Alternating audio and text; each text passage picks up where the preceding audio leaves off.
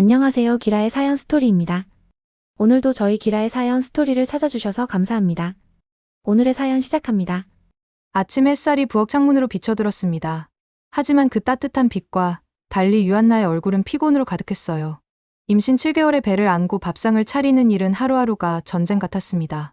시어머니 민혜정은 식탁에 앉아 신문을 넘기며 한숨을 쉬었죠. 한나야, 요즘 며느리들이 너무 편해. 옛날엔 임신해도 다 이랬어. 그 말에 한나는 미소를 지으려 했지만 입꼬리가 떨렸습니다. 마음속 깊은 곳에서 억눌린 답답함이 차오르고 있었어요. 준호는 그런 아내의 표정을 알아채고 조심스레 물 한 잔을 건넸습니다. 엄마, 한나 몸이 많이 힘들어요. 병원에서도 무리하지 말라고 했어요. 그러나 시어머니 민혜정은 냉소를 지으며 신문을 덮었죠. 그깟 병원은 늘 유난 떨지. 배불러도 움직여야 순산하는 거야. 한나는 대답하지 못했습니다. 대신 조용히 접시를 닦으며 숨을 고르려 했어요. 뱃속 아기가 움직이는 느낌이 전해지자 본능적으로 배를 쓸어내렸습니다. 아이에게만큼은 불안한 기운을 느끼게 하고 싶지 않았거든요. 준호는 출근 준비를 하며 조심스럽게 아내를 바라봤습니다. 눈빛엔 미안함과 무력함이 동시에 비쳤어요. 그는 늘 어머니 앞에서는 작아졌습니다. 하지만 그 마음조차 한나에게는 위로가 되지 않았죠.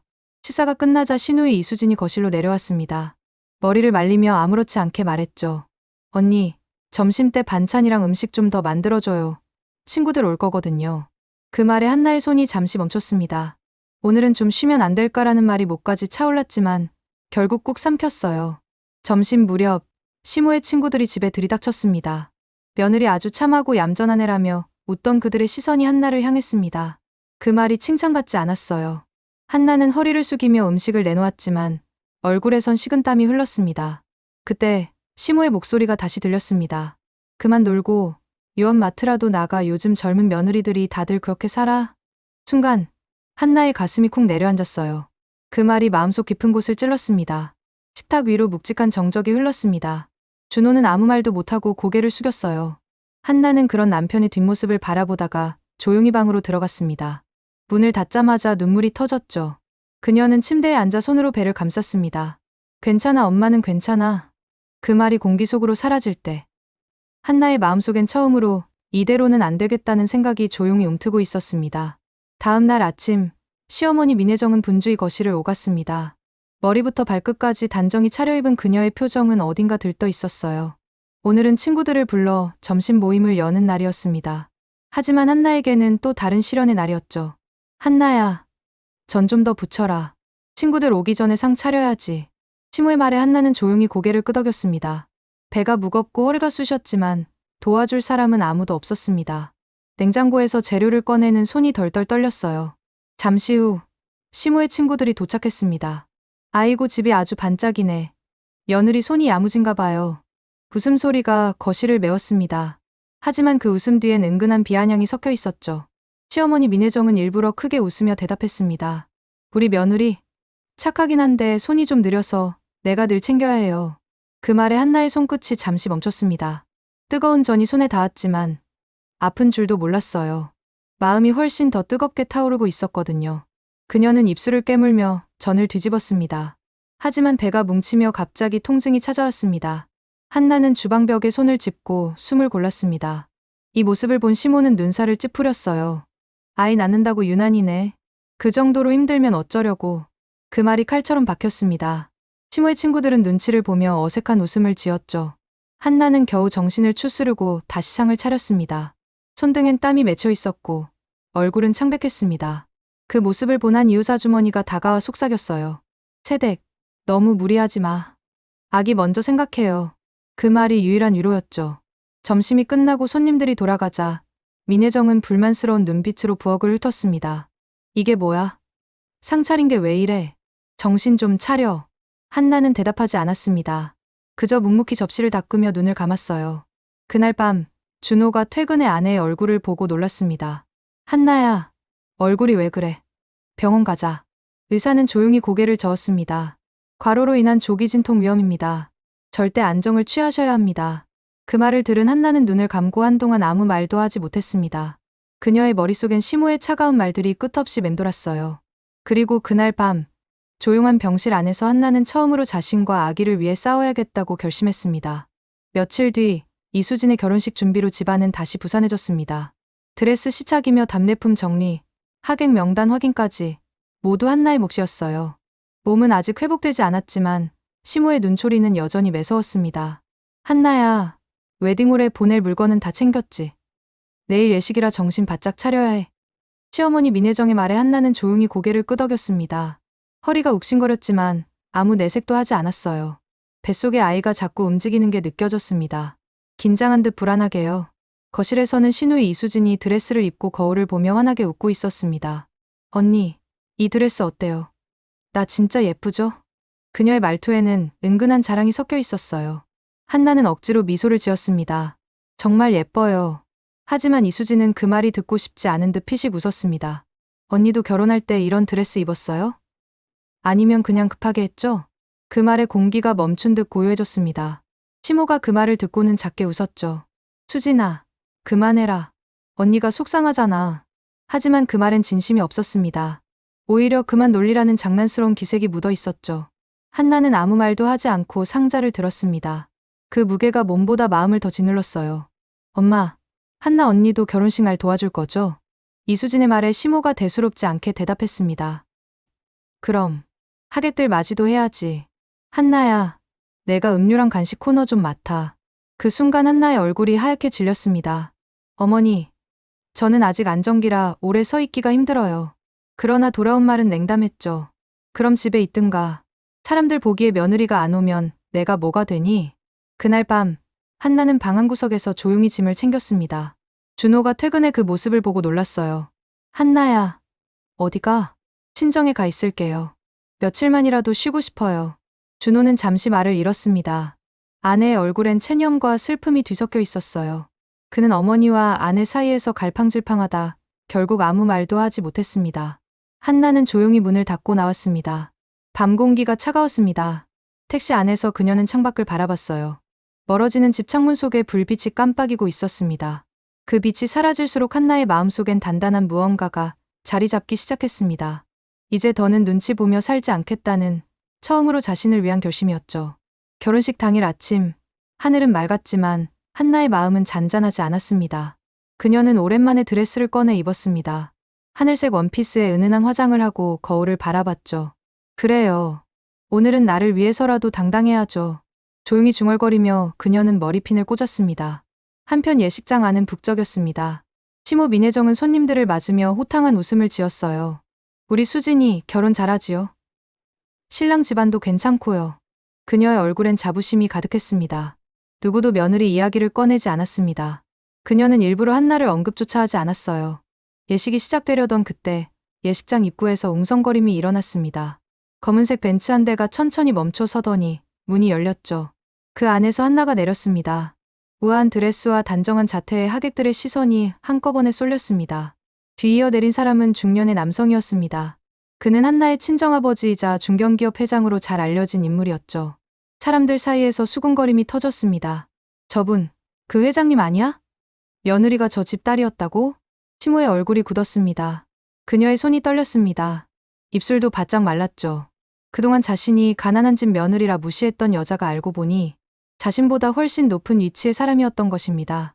시어머니 민혜정은 억지 웃음을 지으며 다가갔습니다. 아이고, 회장님. 이런 귀한 분이 직접 오셨네요. 하지만 회장은 냉정하게 그녀를 바라봤습니다. 며느리가 많이 힘들었다더군요. 아이도 위험했었다지요. 그 말 한마디에 주변이 쥐 죽은 듯 고요해졌습니다. 하객들은 민혜정을 바라보며 웅성거렸고 이수진은 창백해진 얼굴로 그 자리에 얼어붙었습니다. 한나는 조용히 걸어 나와 하객석 맨 앞줄에 앉았습니다. 그녀의 표정엔 원망도 분노도 없었습니다. 그저 담담했어요. 마치 이미 모든 것을 내려놓은 사람처럼요. 결혼식이 시작되자 신부 입장 음악이 흘러나왔습니다. 이수진은 억지로 미소를 지으며 걸었지만 눈빛은 흔들리고 있었습니다. 시어머니 민혜정은 끝내 고개를 들지 못했습니다. 그녀의 손이 떨려 부케를 쥔 손끝이 하얗게 질렸죠. 한나는 그 모습을 지켜보다 천천히 눈을 감았습니다. 그녀의 뱃속 아기가 살짝 움직였습니다. 괜찮아, 이제는 괜찮아. 다 끝났어. 그녀의 마음속엔 오랜 고통을 덮는 평온함이 찾아오고 있었습니다.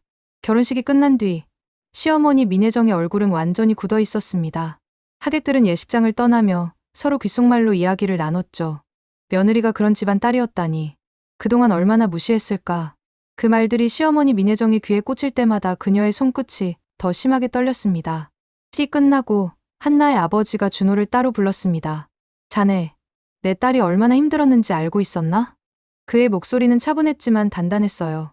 준호는 고개를 숙였습니다. 이제야 제대로 지킬 겁니다. 그의 짧은 대답에 아버지는 잠시 그를 바라보다 천천히 고개를 끄덕였죠. 그 말, 꼭 지켜야 하네. 그 시각, 이수지는 신랑 측 가족에게 둘러싸여 있었습니다. 신랑 어머니는 냉랭한 표정으로 물었습니다. 이런 일이 있을 줄은 몰랐네요. 시댁이 이런 집안이었어요? 결국 신랑 가족은 불쾌함을 감추지 못하고 자리를 떠났습니다. 결혼식이 끝나자마자 이수진의 결혼은 사실상 파탄이 났습니다.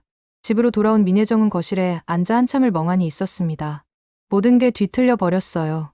자신이 그토록 자랑스러워하던 딸의 결혼식은 망했고 하객들은 자신을 비웃는 눈빛으로 돌아섰습니다. 내가 뭘 그렇게 잘못했나. 그녀의 입에서 힘없는 독백이 흘러나왔습니다. 그때 문이 열리고 준호가 들어왔습니다. 손에는 짐가방이 들려 있었어요. 엄마, 저희 이사 가요. 시어머니 민혜정은 눈을 크게 떴습니다. 뭐라고? 한나가 시켰지? 아니요. 제가 결정했어요. 그의 눈빛은 단단했고 더 이상 흔들리지 않았습니다. 잠시 침묵이 흘렀습니다. 시어머니 민혜정은 아들의 얼굴을 보며 입을 열었지만 아무 말도 나오지 않았습니다. 결국 준호는 조용히 고개를 숙이고 돌아섰습니다. 그 뒷모습을 보며 시어머니 민혜정은 처음으로 눈물을 흘렸습니다. 방 안에는 무거운 정적만이 남았습니다. 그날 밤 한나는 짐을 정리하며 하늘을 바라봤습니다. 도시의 불빛이 멀리서 반짝였어요. 이제 정말 끝이구나. 그녀는 조용히 숨을 내쉬며 배를 감쌌습니다. 뱃속에 아기가 작게 움직였고 그 움직임이 마치 새 출발을 알리는 신호처럼 느껴졌습니다. 그 순간 한나의 눈가에는 조용한 미소가 번졌습니다. 며칠 뒤 준호와 한나는 조용한 동네의 작은 아파트로 이사했습니다. 새로 이사한 집은 넓지도 화려하지도 않았지만 두 사람에겐 세상에서 가장 평화로운 공간이었어요. 창문을 열자 가을바람이 살짝 불어왔고 커튼이 부드럽게 흔들렸습니다. 여보, 이제 우리 집이네요. 우리 둘만의 집, 우리 집. 한나의 목소리엔 안도와 행복이 섞여 있었습니다. 준호는 아내의 손을 꼭 잡았습니다. 이제부터는 내가 다 지킬게. 절대 다시 힘들게 안 할 거야. 그의 눈빛엔 결심이 담겨 있었죠. 그동안 어머니의 그림자에 가려져 있던 남편이 이제서야 한 가정의 가장이 되어가고 있었습니다. 이사 첫날, 한나는 작은 화분을 창가에 올려두었습니다. 초록빛 잎사귀가 햇살을 받아 반짝였어요. 우리 아기도 이 화분처럼 건강하게 자라면 좋겠네요. 그녀는 배를 쓰다듬으며 속삭였습니다. 시간이 조금 지나 준호는 새로운 직장에 적응했습니다. 그는 전보다 더 성실하게 일했고 퇴근 후에는 곧장 집으로 돌아왔습니다. 한나는 그의 변화를 느낄 수 있었어요. 이제 더 이상 외로움이나 불안이 그녀를 괴롭히지 않았습니다. 어느 날 한나는 작은 미소를 지으며 아기 옷을 정리했습니다. 분홍색, 하늘색, 그리고 하얀 아기 네이가 정갈이 접혀 있었습니다. 그녀의 표정엔 모성의 온기가 가득했죠. 곧 우리 아기가 태어나겠네요. 그 말이 방 안을 따뜻하게 채웠습니다. 그 무렵 시어머니 민혜정은 동네 이웃들과의 관계에서도 점점 멀어지고 있었습니다. 사람들은 결혼식 날의 일을 다 알고 있었죠. 그 집 며느리가 그렇게 대단했다며? 그 소문이 퍼질수록 시어머니 민혜정은 외로워졌습니다. 전화기를 붙잡고 망설였지만 한나의 번호를 누를 용기가 나지 않았어요. 한편 준호와 한나는 조금씩 일상을 회복했습니다. 함께 장을 보고 저녁에 밥을 지으며 웃는 시간이 늘어났죠. 식탁 위엔 늘 따뜻한 된장찌개 냄새가 퍼졌습니다. 이게 진짜 가족의 냄새죠. 한나는 조용히 웃으며 남편을 바라봤습니다. 밤이 깊어지자 한나는 창문을 열었습니다. 바람이 살짝 스쳐 얼굴을 감쌌어요. 멀리 도심의 불빛이 반짝였지만 그녀의 시선은 따뜻한 실내로 향했습니다. 배속 아기가 움직이자 그녀는 손을 얹었습니다. 엄마는 이제 무섭지 않아. 그날 밤 한나는 처음으로 깊이 잠들었습니다. 더 이상 눈치를 보지 않아도 되는 삶. 누구에게도 억눌리지 않는 하루가 이제 막 시작되고 있었어요. 그녀의 마음은 잔잔했지만 그 안엔 굳건한 평화가 자리하고 있었습니다. 겨울이 다가올 무렵 시어머니 민혜정은 갑작스럽게 병원에 입원했습니다. 몸이 쇠약해지고 기침이 멈추지 않았어요. 병실의 하얀 벽은 차가웠고 그녀의 손은 점점 더 힘을 잃어갔습니다. 문 옆에 놓인 꽃다발 하나만이 외로움을 대신해주고 있었죠. 준호는 그 소식을 듣고 한동안 망설였습니다. 가야 할까? 그의 물음에 한나는 조용히 고개를 끄덕였습니다. 가세요. 그래도 어머니잖아요. 그녀의 목소리는 차분했지만 어딘가 슬펐습니다. 병원으로 향하는 길, 준호의 마음은 복잡했습니다. 한때 강하고 완고하던 어머니가 이제는 연약한 노인처럼 느껴졌어요. 병실 문을 열자 시어머니 민혜정이 눈을 떴습니다. 준호야 왔구나. 그녀의 목소리는 거의 속삭임에 가까웠습니다. 준호는 조용히 자리에 앉았습니다. 어머니, 몸은 좀 어떠세요? 시어머니 민혜정은 대답 대신 아들의 손을 잡았습니다. 한나 미안하다 전해라.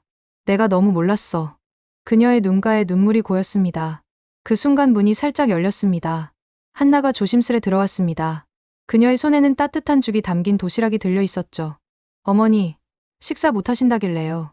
시어머니 민혜정은 놀란 눈으로 그녀를 바라봤습니다. 한나는 말없이 도시락을 열어 스푼을 들었습니다. 조금만 드셔보세요. 따뜻할 거예요. 그녀가 숟가락을 내밀자 민혜정의 손이 덜덜 떨렸습니다. 입에 죽을 넣는 순간 눈물이 흘러내렸습니다. 그때 내가 너무했지. 그 말에 병실 안의 공기가 잠시 멈췄습니다. 한나는 조용히 손을 내밀어 시모의 손등을 감쌌습니다. 괜찮아요, 어머니. 이제 그만 아프지 마세요. 그녀의 손길은 따뜻했고 시모의 눈빛은 서서히 누그러졌습니다. 두 사람 사이에 말없는 화해의 기류가 흘렀습니다. 잠시 후 창문 너머로 햇살이 스며들었습니다. 병실 안의 공기가 조금은 따뜻해졌어요. 시어머니 민혜정은 천천히 눈을 감고 미소를 지었습니다. 그 미소는 지난 세월의 잘못을 조금이나마 덜어내는 듯했죠. 병원을 나서는 길, 한나는 하늘을 올려다봤습니다. 희미한 겨울 햇살이 그녀의 얼굴을 비췄어요. 준호가 옆에서 묻습니다. 괜찮아? 한나는 잠시 미소 지으며 대답했습니다. 네. 이제 진짜 괜찮아요. 몇 해가 흐른 뒤 봄이 다시 찾아왔습니다. 햇살이 부드럽게 내리쬐는 아침, 한나는 주방에서 아기의 이유식을 만들고 있었습니다. 그녀의 얼굴에는 평온한 미소가 번져 있었어요. 한때 눈물로 얼룩졌던 시간들은 이제 아득한 기억처럼 느껴졌습니다. 준호는 출근 준비를 하며 아기를 안았습니다. 아기의 웃음소리가 거실 가득 커졌습니다. 아빠 다녀올게, 우리 공주님. 그가 아기의 볼에 입을 맞추자 한나는 살며시 웃었습니다. 그 웃음 속엔 감사와 사랑이 고스란히 담겨 있었죠. 그날 오후, 한나는 오랜만에 친정 아버지를 만났습니다. 카페 창가에 앉은 그는 딸을 보며 미소 지었습니다. 이제 얼굴이 정말 좋아졌구나. 네, 아버지. 이제야 진짜 제 인생을 사는 것 같아요. 그녀의 말에 아버지는 고개를 끄덕이며 따뜻한 커피를 내밀었습니다. 그때 한 통의 전화가 걸려왔습니다. 병원에서였죠. 시어머니 민혜정이 요양원에 들어가 요양 중이라며 손주 사진을 보고 싶어 한다는 소식이었습니다. 한나는 잠시 침묵하다가 조용히 미소 지었습니다. 사진 보내드릴게요. 아이가 많이 컸다고 꼭 전해주세요. 그녀의 목소리는 담담했지만 마음 한켠엔 묘한 그리움이 스쳤습니다. 며칠 뒤 요양원에서 한 통의 편지가 도착했습니다. 한나야, 고맙다. 너를 늦게라도 이해하게 돼서 다행이구나. 건강히 잘 살아라. 손주에게 내 사랑을 전해줘. 그리고 미안하다 한나야. 편지 끝엔 흔들리는 글씨로 사랑한다는 한마디가 남겨져 있었습니다. 한나는 조용히 편지를 접어 품에 넣었습니다. 그녀는 창문을 열고 하늘을 올려다봤습니다. 봄바람이 살짝 불어와 커튼을 흔들었어요. 멀리서 아기의 웃음소리가 들려왔습니다. 한나는 천천히 아기를 안고 창가로 걸어갔습니다. 햇살이 아이의 얼굴 위로 부드럽게 떨어졌죠. 그래, 이제 정말 괜찮아. 그녀는 속삭이듯 말하며 아이의 이마에 입을 맞췄습니다. 그 순간 마음속 깊은 곳에서 오래된 상처가 완전히 사라지는 듯했어요. 그녀는 눈을 감고 미소를 지었습니다. 봄 햇살이 따스하게 번지는 주말, 한나의 집 앞 정원에는 향긋한 꽃내음이 가득했습니다. 하얀 벚꽃잎이 바람에 흩날리고 그 사이에서 아기의 웃음소리가 맑게 퍼졌습니다. 준호는 아이를 안고 웃으며 한나를 바라봤어요. 그의 얼굴엔 더 이상 불안이나 미안함이 없었습니다. 오직 사랑과 자부심만이 남아있었죠. 여보, 오늘 저녁엔 가족끼리 바닷가 갈래요? 한나의 말에 준호가 활짝 웃었습니다. 좋지, 우리 세 가족이 바람 좀 쐬러 가자. 둘은 자연스레 눈을 마주치며 웃었고 아이가 그 틈에서 까르르 웃었습니다. 그 평화로운 순간이 그동안의 눈물과 고통을 모두 덮어주는 듯했죠. 시간은 흘러 한나의 친정에서 후원하는 어린이 재단이 창립 10주년을 맞았습니다. 행사장 무대에 선 한나는 따뜻한 미소로 인사를 했습니다. 가족의 진심이 사람을 바꾼다고 믿어요. 그게 제 인생이 가르쳐준 유일한 진리입니다. 관객들은 큰 박수로 그녀의 이야기에 공감했죠. 그녀의 삶은 이제 단순한 복수가 아니라 성장과 품격으로 이어지고 있었습니다. 그 무렵 신우이 이수지는 여전히 동네의 작은 원룸에서 홀로 살고 있었습니다. 몇 번의 소개팅도 도전도 모두 실패로 돌아갔죠. 예전처럼 화려한 옷을 입을 돈도 없었고 SNS엔 반년째 아무 글도 올라오지 않았습니다. 퇴근길 편의점 앞 벤치에 앉아 커피 한 캔을 마시며 한숨을 쉬었어요. 그때 그냥 언니한테 잘했으면 좋았을걸. 그녀의 눈에 비치는 달빛이 쓸쓸하게 흔들렸습니다. 한편 한나의 집엔 따뜻한 불빛이 켜져 있었습니다. 아기의 웃음소리가 다시 한번 집 안을 울렸죠. 준호가 아이를 안고 다가와 한나에게 속삭였습니다. 여보, 당신이 내 인생 최고의 선택이야. 고마워, 사랑해. 한나는 웃으며 남편의 손을 잡았습니다. 우리 이제야 진짜 가족이 됐네요. 창밖에는 달빛이 은은히 내리비쳤고 부부의 그림자가 나란히 벽에 비쳤습니다. 그 그림자 위로 아이의 손이 포개졌죠. 그 순간 한나는 깨달았습니다. 복수는 결국 사랑으로 완성된다는 것을. 그녀는 조용히 속삭였습니다. 진심으로 사랑했더니 세상이 나를 지켜줬네요. 사연은 여기서 마칩니다. 오늘도 사연 읽어주시고 들어주셔서 감사합니다. 구독과 좋아요, 알람 설정은 채널 운영에 큰 힘이 됩니다. 오늘도 행복하세요. 지금까지 기라의 사연 스토리였습니다. 감사합니다.